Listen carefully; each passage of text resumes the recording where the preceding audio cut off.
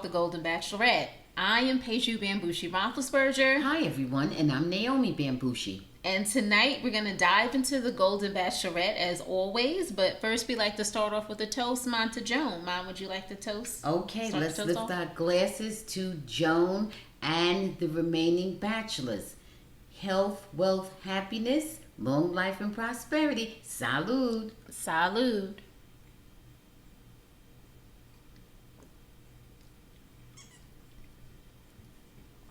Now, I can't believe we're already at episode 6 where Joan picks her final 3.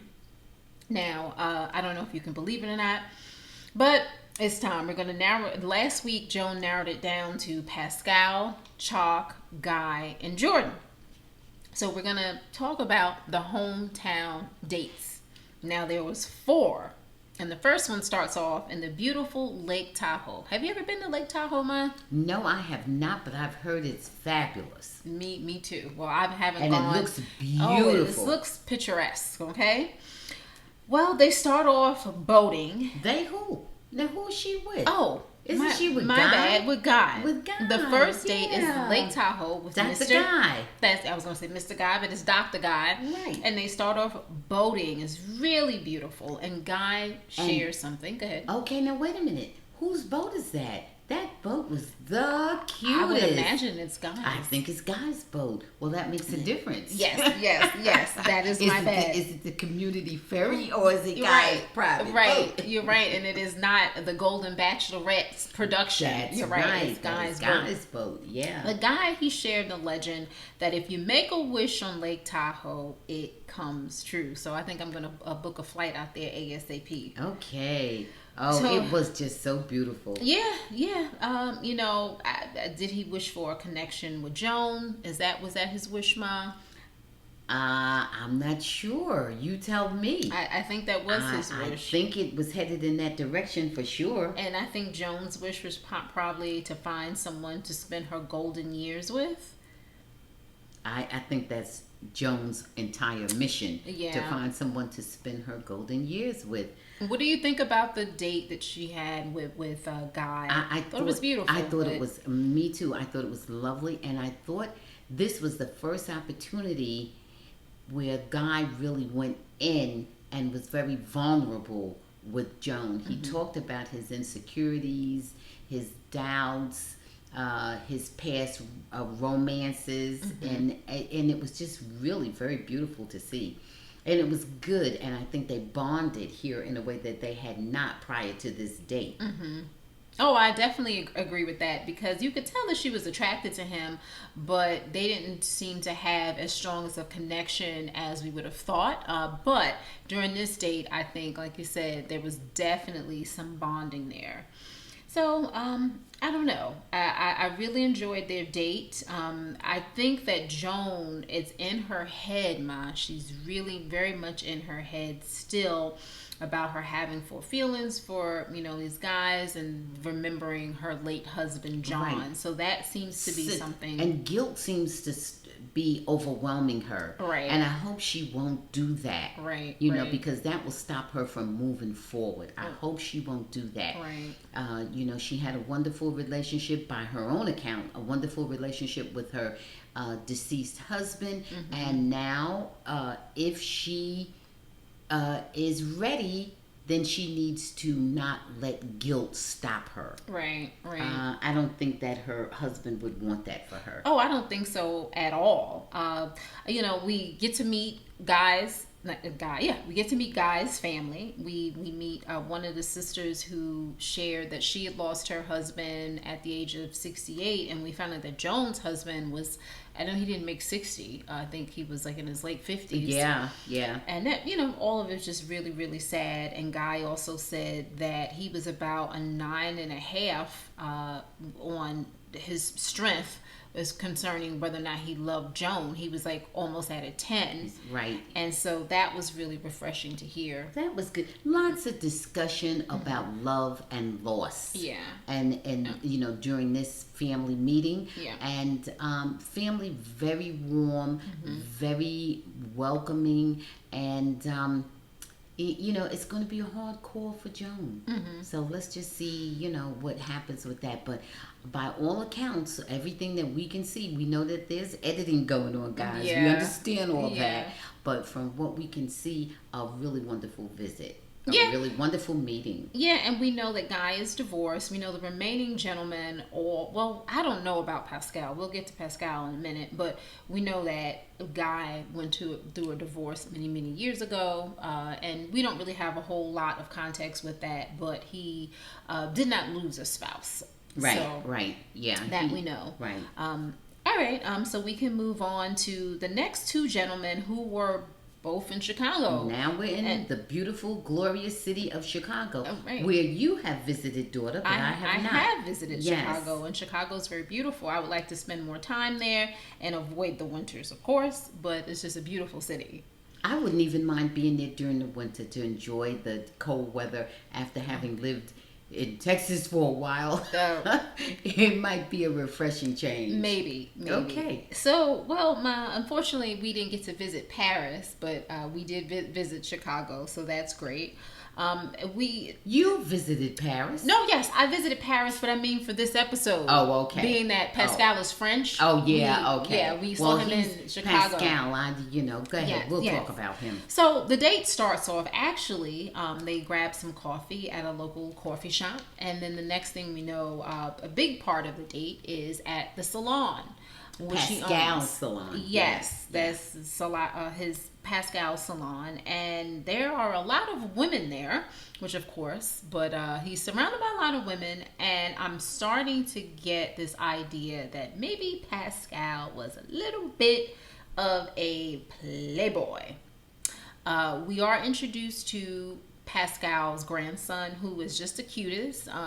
He is very nosy, but he's extremely cute, and we get to meet Pascal's two sons and one daughter. Right. And from this whole, all of the interactions I'm getting is that Pascal has not settled down, and he seems to be gun shy after having a relationship. What was it? Maybe 10 years ago.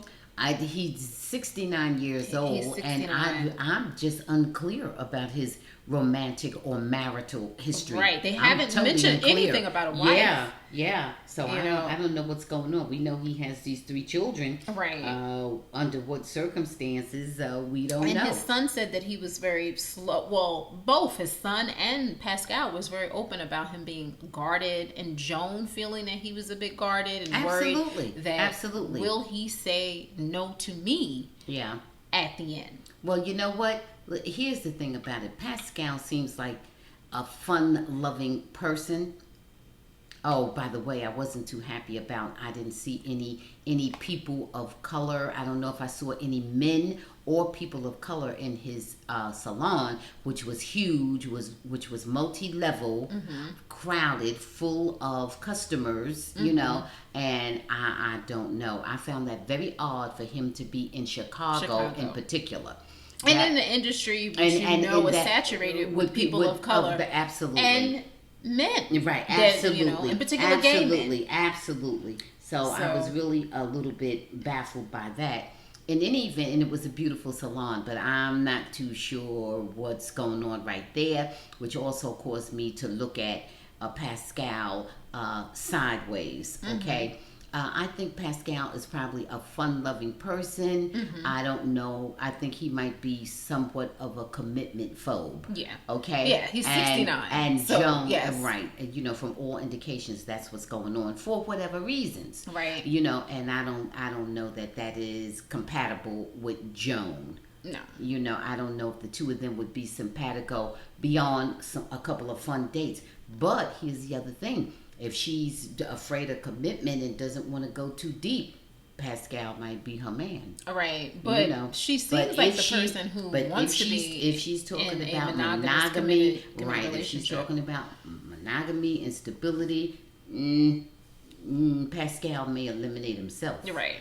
Okay. So I don't know. I was, like I said, it was nice to see Chicago. We're gonna move further on to another Chicago. Also, Jordan, Pascal had a wonderful family. Oh, his family. From all appearances, a very warm, very embracing family.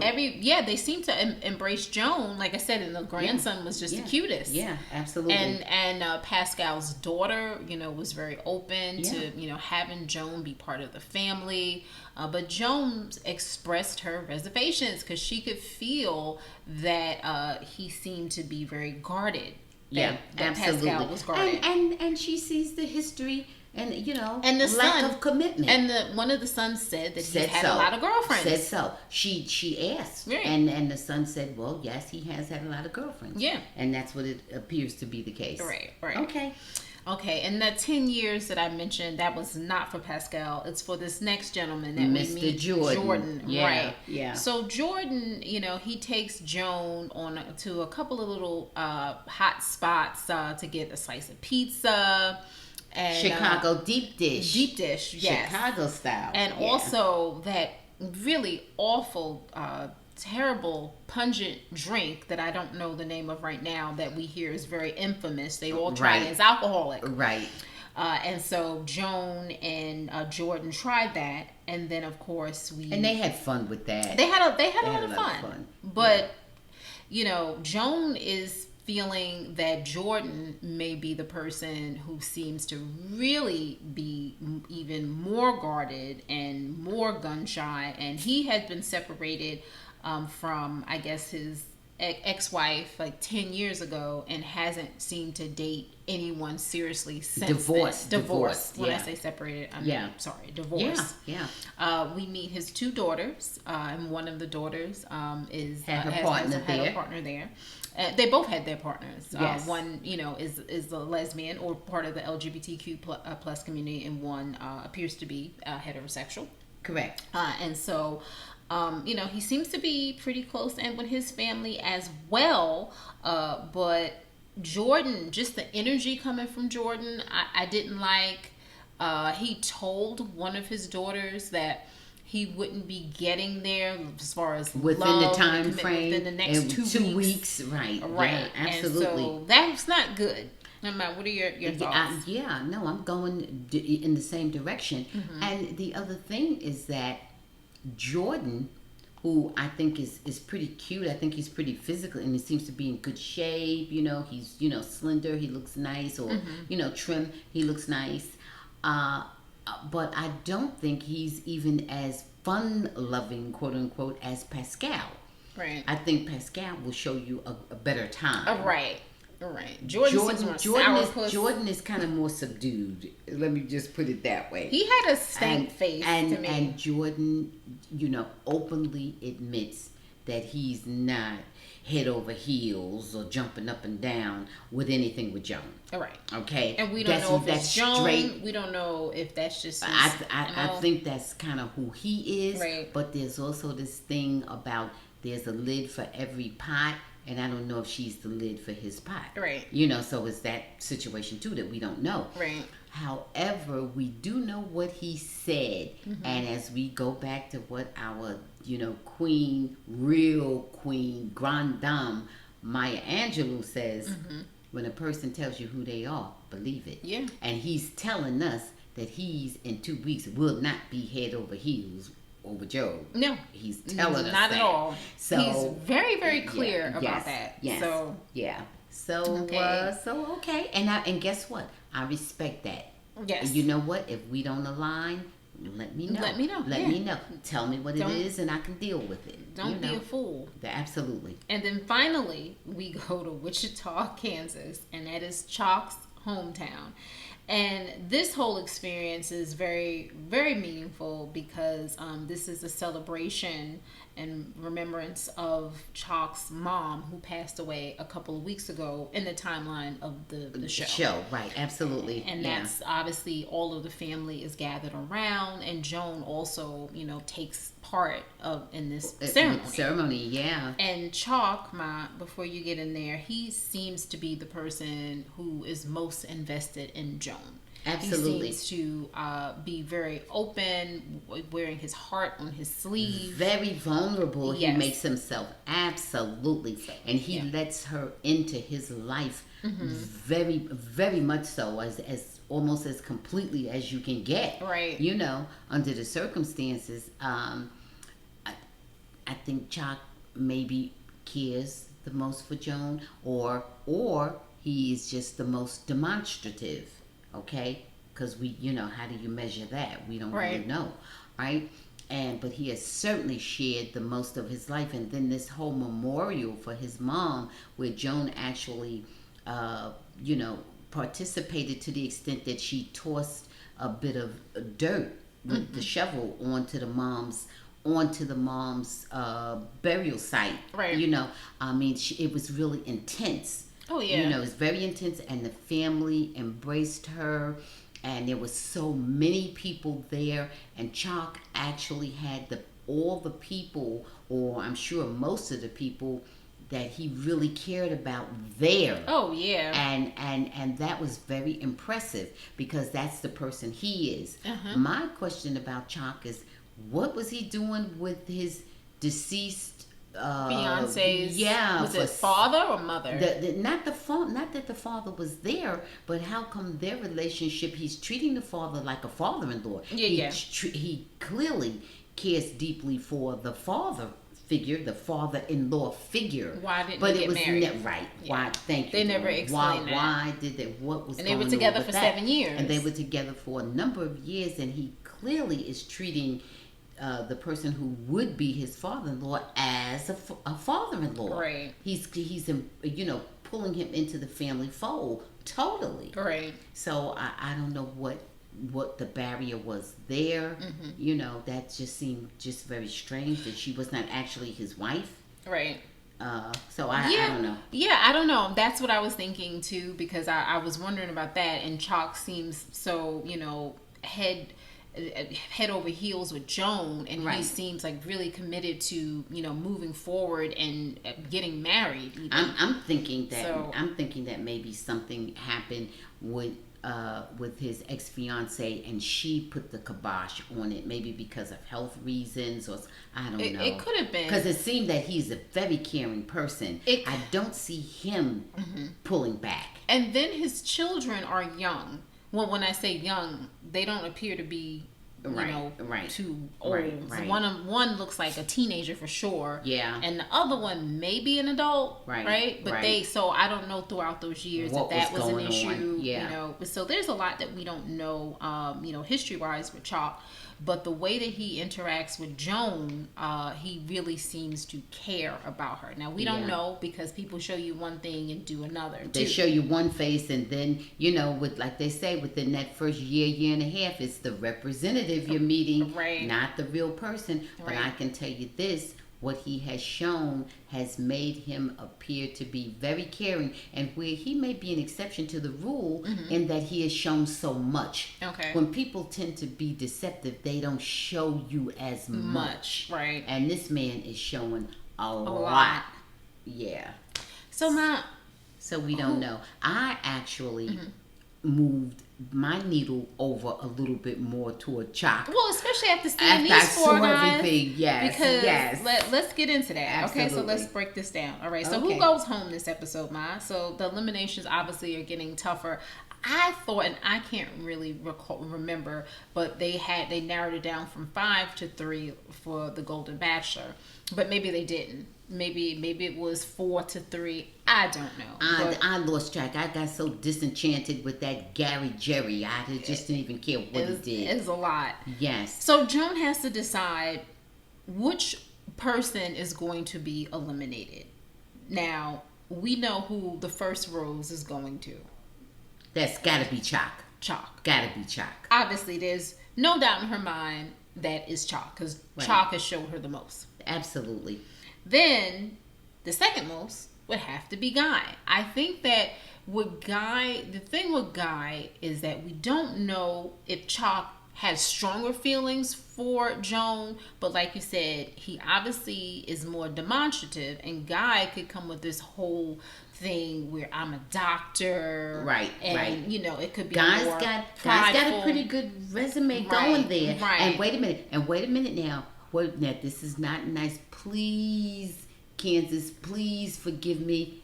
But Joan doesn't seem like a Wichita girl. She does not seem like a Wichita girl. Okay. Well, she has kind of She said it. Yeah. Well, yeah, but we knew it from the very beginning. Right. Yeah. So there's that. There's that. Okay, so we know Chock and Guy get a rose. Now the tricky part is between Pascal and Jordan. Now both have their cons. Now we just have to kind of pick the pros. That's almost between 5 cents and a nickel. Okay, Right. It's almost like, the same right. thing. Right. Okay. Yeah. Only now is when you get into the minutia. Yeah. Okay. What is the little thing Who's gonna make that me makes laugh? one right? Yeah. Okay. That's excellent. For me, that's just about what it would be. Yeah. That's just about what it would be, because we assume that these people have not had any sexual relationship. Okay, so you can't use sex. Okay, because you know if you next use week sex, is overnight. Okay, well see, right now you can't use sex. Okay, so she can only go for her interaction and whatever level of rapport she's developed with these guys. So and I noticed that at the end of the date with Jordan, she went for the kiss, the tongue. Before everybody else, it had just been like a little peck. Absolutely. And I think she was trying to see if there would be any other chemistry. chemistry. Yes, So, I agree. So guys, you know where I'm going with that. So Pascal gets a rose, and Jordan is on his way home. And I think that she made the right choice, because Jordan didn't even say anything. Absolutely, and we chose that, and that was our guess. You Yeah. know, before we knew, obviously, we chose it to. We knew it would be one or the other, obviously, like everybody else did after the first few minutes. But we anticipated that, and we said if she's doing this just based on what we've seen, then Jordan would be the one, because Jordan openly declared that he is not going to pretty much care any more about Joan than he already does. Right. And that's like I said, that's out of his own mouth on camera. And I believe, and I call this. Please give me some credit. I always thought he had bad intentions. I never thought he was a person that came on the show with good intentions. When you find out that he had Taylor dated Taylor Dane, yes, you did. Yes. You did call it daughter, and you get all props for that. Yes, you did, and you was right on the money. Yeah, you were right on the money. Just what you saw in him is what he confessed to. Yeah. That's exactly now. You know. Now Pascal, or I should say, profess to Pascal. You know. I'm looking at sideways too. I but am like too. I said, he seems like he's a person. You mentioned it, like you would have a little bit more fun with. Yeah, it might be very, very temporary. Yeah, it would be totally superficial. Yeah, like I feel like hanging out tonight. Let me see what Pascal is doing, or what he's doing over the weekend, or whatever. You know. I would not put any type of stock in having a relationship with him. No, because that's or just I'm feeling he's whatever 69 kind of way. and doesn't appear to have had that history. And you know what? And I'm feeling whatever kind of way Pascal, he'll be, you know, game to do whatever. You might be able to say, okay, if somebody is 40 or maybe even 50. Yeah. But this man is about to be 70, and he's comfortable in his life. Absolutely. At that stage of the game, the only person I know who has been that old and all of a sudden changed was Gloria Steinem in her 60s, and because she said she'd never get married. Yeah. But she did get married in her 60s because the person she loved got sick and needed health insurance. Well, and she put him on her health insurance. Well, I mean, I know. That's a little bit different. But I'm saying the only person who like violated their standard that they had held. That's what I meant. No, we don't even know his standard, but we kind of know he might not be in love. All right. So I got you. I got you 100%.